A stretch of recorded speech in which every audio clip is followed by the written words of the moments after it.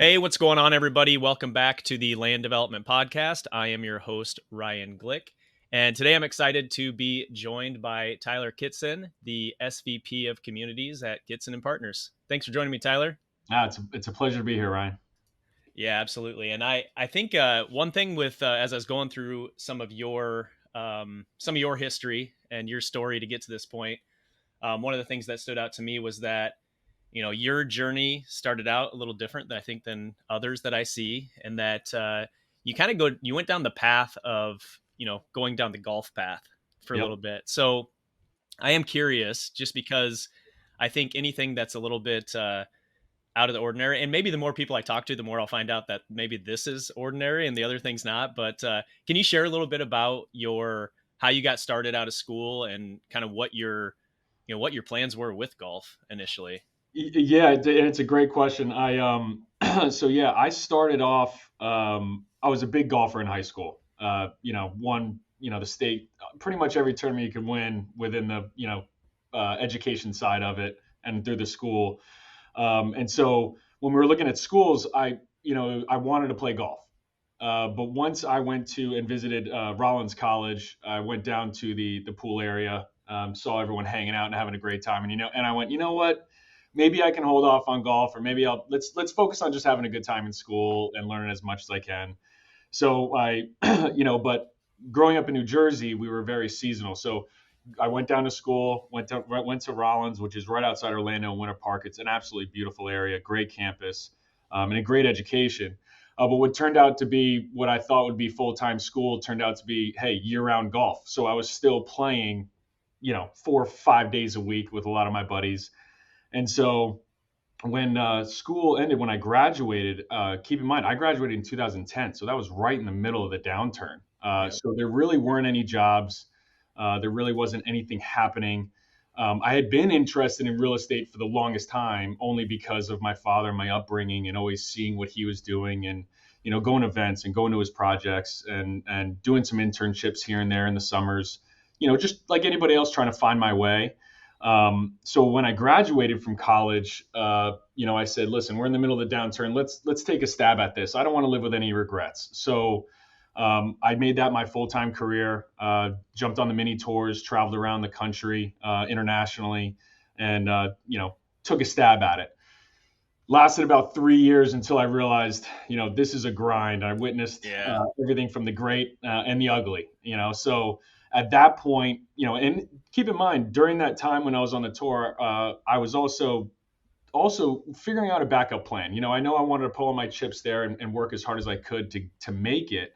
But I'm also realistic and know that it doesn't always work out. And golf isn't a way where it's not the NBA where you get a contract and you're set for a couple of years, right? Right. You gotta get there and then you gotta stay there. So um, during that time, I got my real estate license. Dabbled in that a little bit, just on more on the resi side. Um, and again, just tried a couple different businesses. I was actually doing everything I could to not jump into the family business. Okay. My father, his whole life, would say, development is great, but it's very difficult. It is a difficult business. So that's always repeating in my head. So I did about 3 years, I'd say, 3.5 years on the tour, on all the mini tours, doing what I could. And then there was a moment of, having an epiphany of saying, you know what, I'm turning, I think I was 25, 24, 25, 26. And I said, I got to either jump in the industry, in whatever industry that is, or else I'm going to be way far behind anyone else who graduated and went right into the workforce. So I did make the decision. I was talking to my father about it. We decided, let's jump right in. And he wanted me to learn the business from the ground up. So I think it was 2014, early 2014. I jumped into the business as a project coordinator, which basically I was assisting in a lot of the land development stuff in one of our master plan communities over here in Naples, called Talus Park, which is a really nice high-end tier one community. That was, it was a failed community about between two different developers prior from us taking it over. So I had the opportunity to jump right in and really learn the development side of the business. I had a little bit of the the residential side of it, but and the sales, but I didn't really have that development experience. So I spent about 2 years doing everything from, renovating bridges to doing some roads to, parking lots, and basically, you know, and I think this too, and most developers or people do that. It doesn't matter how small the project is, it all has the same nuts and bolts, right? You build a shed or you build a massive building, you got to go through the same process. So Yeah. it really taught me a lot. And from there, we were actually building our amenity center there, beautiful clubhouse at Taos Park. So coincidentally, I just kind of got thrown into that, took over that as a project manager. At the same time as I was doing that and finishing up that clubhouse, which was a 55,000 square foot, beautiful high end clubhouse. We went to, Babcock was just starting to actually break ground and move into another position of development. And so right when I finished that, I actually came up to Babcock, which is our larger project, and got involved in vertical construction. So I basically was running the vertical construction side of the company, or at least at Babcock in our West Coast of Florida division. And from there, I think I built about 55, 60,000 square feet worth of commercial buildings. Okay. Basically, our Founder Square, two restaurants, a fitness, wellness center, a school, and an office building, which was, again, amazing experience learning all about, now more the vertical side. So transitioning from there, again, my father wanted me to learn everything I possibly could from the ground up, which, gives us more information and more ability to make the right decisions when you get into more of the planning side of it. So then they threw me back to Taos Park to take over Taos Park as president of Taos, which really put me in a position to control development, sales, marketing, operations, the club itself, everything that kind of goes within a master plan community, which was, again, amazing. I got thrown into the fire. Thankfully, a great team there to help me and progress my career that way. I think it was about 4 years into that, they threw me back up to Babcock to take over operations at Babcock while also still running Taos Park down in Naples, which, again, great experience. And that's kind of where I am now. So that senior vice president of communities title is really basically I oversee and run all of the operations here at Babcock Ranch, which is great. So that's kind of how I got into it. Again, in the beginning, my father always said this, and I couldn't agree more. He was a professional athlete as well. He was in the NFL for, a couple of years there as an offensive line. You wouldn't know that now if you saw him, but he was a big boy back then. And I was a golfer. So he said it perfectly one day. He said, listen, development is hard, but it's an incredible business. And he said, Tyler, just for example, you're playing golf, you're preparing for a golf tournament for, weeks and weeks and months. And one little slip up, one little mishap, and everything you've worked for kind of just falls to the ground, and there's really nothing to show for it. Same thing in football, like he said, missed one block, you didn't win the game, but you prepared. It kind of goes down the drain. And I'm not saying that's a bad thing. It's just different. He said, what's great about development is all the hard work and dedication that you put into, whether it's a building or a community or whatever it may be, it's there forever. And not only that, but then you get to see the people enjoy what you've created. And I remember being in the back of the car, up in New Jersey, and he'd drive by a building or a community and go, hey, I built that. And you can see the kids running around, or you can see people, going in there for work or whatever it may be. And it's that feeling of, creating memories, creating a home, creating something that other people can experience. And so it's a whole another level of satisfaction that it hooked me. And just like golf, you get that golf bug. I had the Mhm. real estate development bug, and it's been itching at me ever since.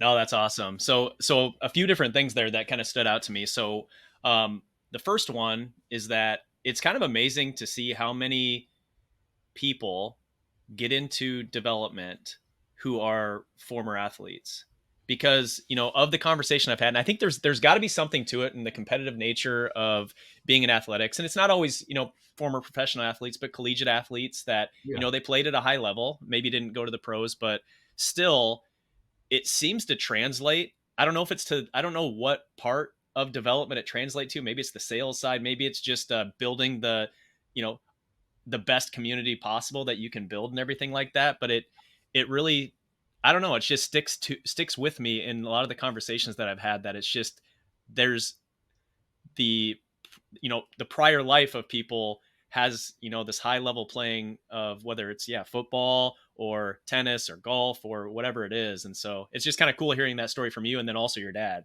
Yeah, it's a great point. I never really thought of it that way. And you know what where I kind of put this at is professional athletes or athletes in general, they work extremely hard at their skill.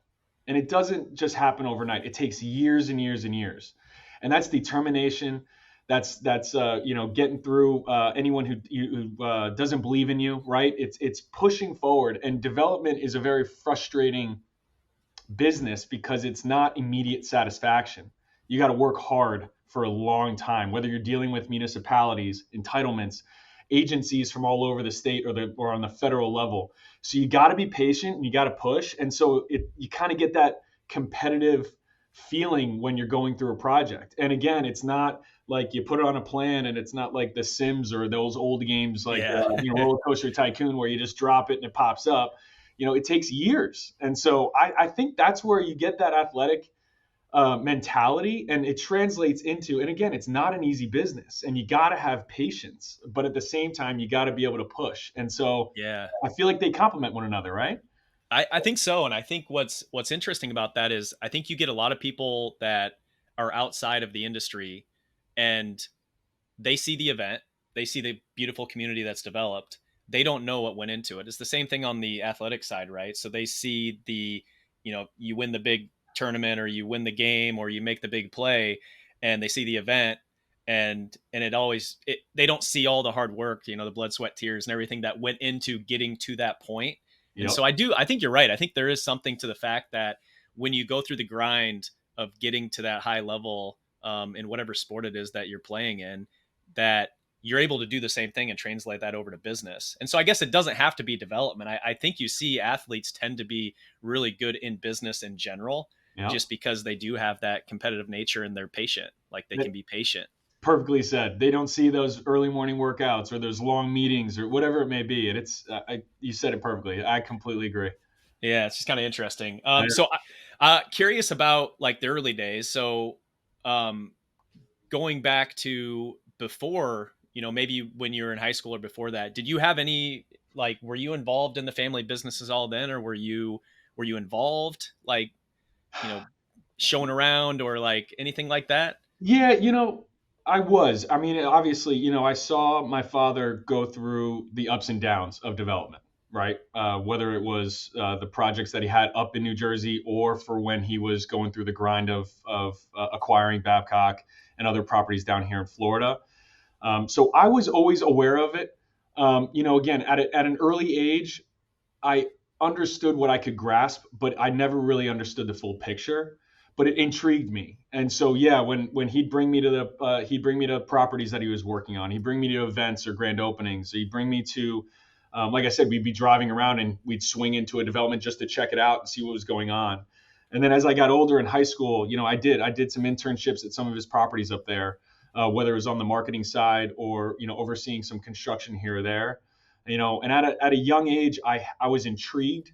Um, but again, I knew what I didn't know, so I didn't understand all of it. But I knew that it was something. I could see the passion in his eyes and the way he spoke about his projects, which got me excited because people always say it. You want to find something you love. If you love what you do, you never work a day in your life. And Right. so, and he said that all the time. He didn't mind staying up until 2, 3 in the morning working. He didn't mind getting up at 4 or 5 o'clock in the morning to go and travel or be away from the family for maybe a week at a time. He did what he had to do, but he loved it. And at the same time, he knew he was providing for our family. So I think I really got hooked into not only seeing what he was doing, and as a golfer, keep in mind too, when he was doing master plan communities, I was able to, go out and play golf out there and see how the golf operation and see how that all worked. And my career there really helped me kind of open my eyes to more development as well. But again, I think it was really seeing that passion and that excitement but also seeing the grind he went through that got me excited. I always appreciated what he did, and I wanted to do it myself or something of that nature. Whether I knew I was Yeah. going to go into development or not, I wanted to find something that I felt as good as he did doing what he was doing. Yeah. No, I think that makes sense. And when you were talking about the kind of the structure of these master plan communities and how they're set up and everything, it sounds like the way that you have them set up is that there's almost like a leadership structure for each of those projects. Is that how, did I hear that right? That's how you set those up? That's exactly right. Yeah. So when you're, take Talus Park for example, you've got a head president, and then you've got maybe a head of development, you've got a head of sales and marketing, and then you kind of make your way through there. But you also have to have operations in line as well with whatever amenities you have. So yeah, each project, we'll get into Babcock. That's a whole nother animal. But any kind of simple master plan community like a Talus Park or anything with a golf course or whatever it may be, they have a technically its own org chart within each one of those developments. And then you have support from corporate, whether it's, HR or finance or, market studies, things like that. Okay, gotcha. And before we jump into Babcock, just in general, when somebody asks you what your company, I guess as a whole, does, like how do you describe what it is that you do? I would say, again, until we got to Babcock, and even now, I'd say we are a true land development company. Okay. We are not a home builder. We are good at moving dirt and creating communities and creating place and creating environments. But we don't. And now again, like I said, we're expanding our of what we do. We've been forced in a good way to do a lot more than we used to.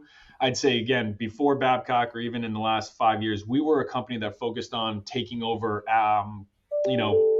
communities that were basically failing.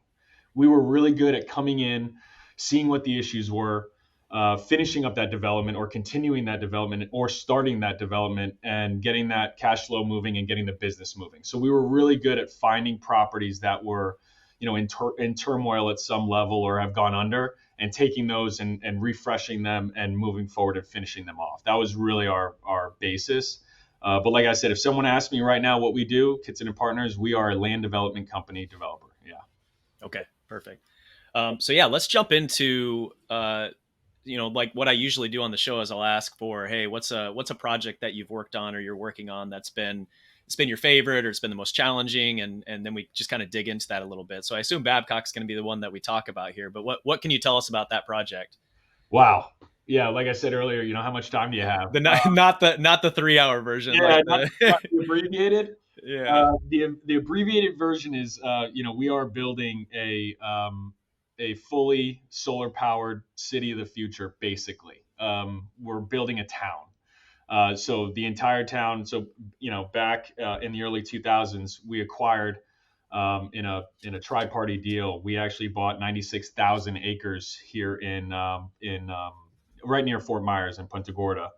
At the same time, we sold back 75% of that land back to the state to keep as a preserve forever and always.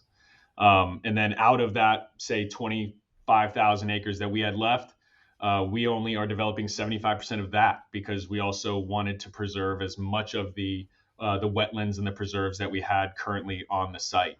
So right now we are developing, give or take, we're developing about 17,000, 18,000 acres of land into a town. And it's been a really exciting process. Obviously, a massive, massive undertaking, and it takes a lot of partnerships and a lot of time, a lot of planning to get a project like this off the ground and get moving. But one of the main things that I think was exciting about the planning process is that we really focused on our core initiatives before we started the project. Those core initiatives were everything from environment, energy, education, health, transportation, technology, and fun was our last one. So everything that we were doing, and again, this is crazy. So my father and Kitson and Partners, they purchased this land while I was in high school, so I knew about it. Mm-hmm. We're going into college. We're in the middle of the downturn. So I'm hearing that's all you did. I'm sure anyone who knows when you were in college between 2006, anytime around that time, 2010, that's basically what you studied. And I was an economics major. So we were basically studying the downturn. And so the entire time I'm going, all right, so Kitson and Partners just bought, 96,000 acres, whatever you want to call it, right? We're going to develop 17,000 and we're in the middle of a downturn. Like, how does this work? It turned out to be a blessing the more I found out, the more information I found, because the entitlements, the planning, everything that went into getting ready to turn on that machine of Babcock Ranch, it took 10 years to do so. And it was the perfect timing. So my timing of coming in was great because it was, I come out of college, I'm playing golf. And then right when I get into the business, I'm gaining experience, I'm gaining knowledge. And then all of a sudden, I'm tossed into this community, or town, I should say, that's starting up. So right now, we are, I don't know, we got about 8,000 residents, over 3,000 homes sold. I think we're top. We've been top 10 in the country in terms of sales over the last 3 years. We were top 5 last year. Hoping to do that again this year in 24. So we are again truly a land development company. So we are creating the spine roads. We're building all the commercial assets, and again, it just goes on and on about the cool things that we're doing here. One of the biggest I'd say that we're known for is our, my father growing up, and the same with me, was we consider ourselves environmentalists at some level. We spent all of our time outside. My father used to, walk trails and go camping up in the Poconos and the Adirondacks and all of those areas, and I did the same. And so we have a passion for the environment.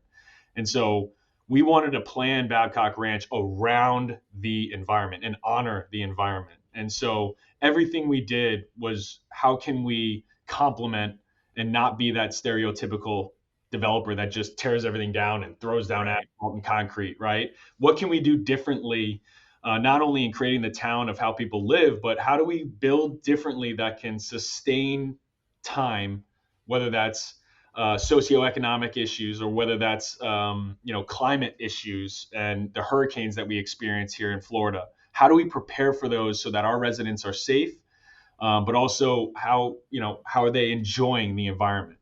So we've got over 100 plus miles of trails. We've got park systems. We got pocket parks within each one of our communities, community gardens.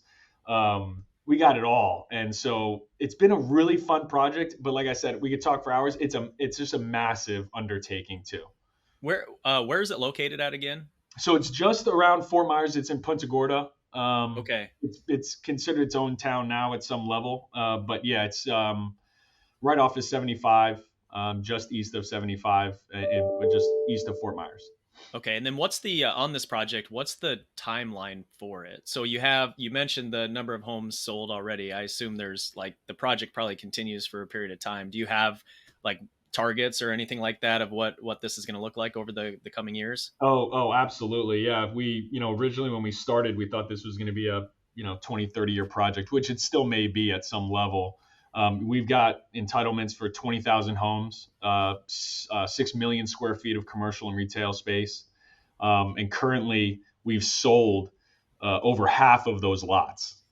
Okay. Again, we are the land developer, so we have great relationships and we work with all of the builders, Pulte, Lennar, Meritage, Toll Brothers, all those guys that we have here at Babcock. So, we sell them that land. We work with them on the development side, and then they're the ones selling those homes. So, timeline wise, I think I'd give us another 4 or 5 years on the resi side to unload basically all of those units at some level.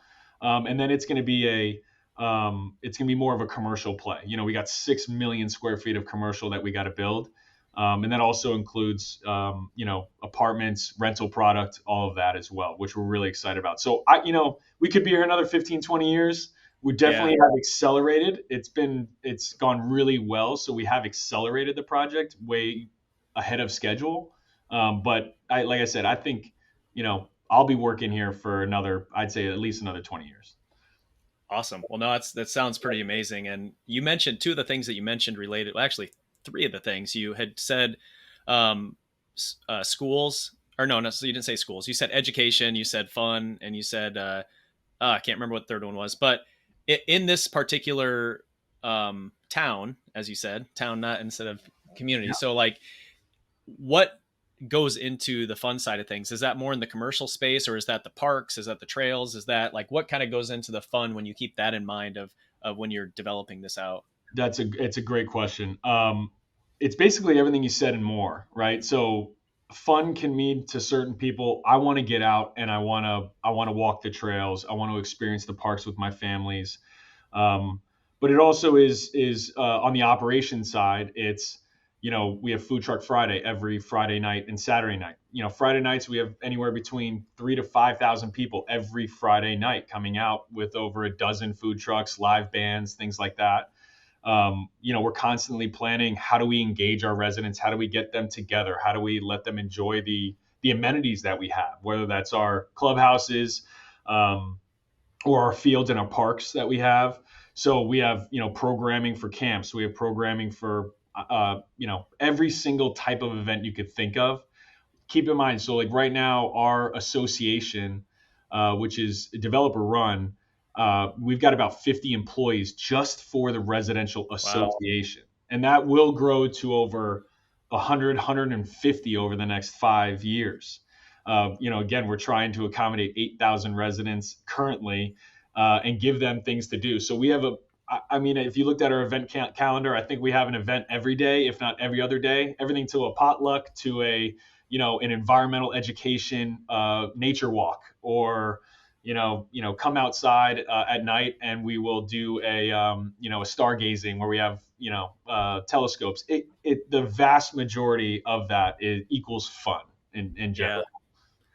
So like as you talk about this, it's obvious that things are like this is obviously very exciting to you, and it's something you're passionate about, and it feels like things are, we've heard over the last year things have been a little iffy in the, just in the industry and everything like that, but it does feel like there's certain places in the country where um things have just been moving forward, right? You still have the interest from the consumers. I think it's really just there's a period of uncertainty, right, of just like Yeah. holding and just holding, waiting and seeing what's going on. But it does feel like the development companies that um, understood that the need is still going to be there. We're just going through a period of time, and I assume that's kind of how it sounds like based on this project continuing to move forward and all the homes that were sold even last year, that's kind of been your mindset as well.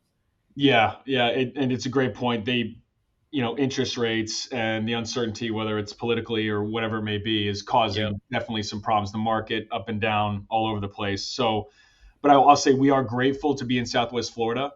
But we're also, and I'll say this in a way that Babcock has benefited, but Southwest Florida is a great, Florida in general is a great state. We have a lot of people coming down here for many different reasons.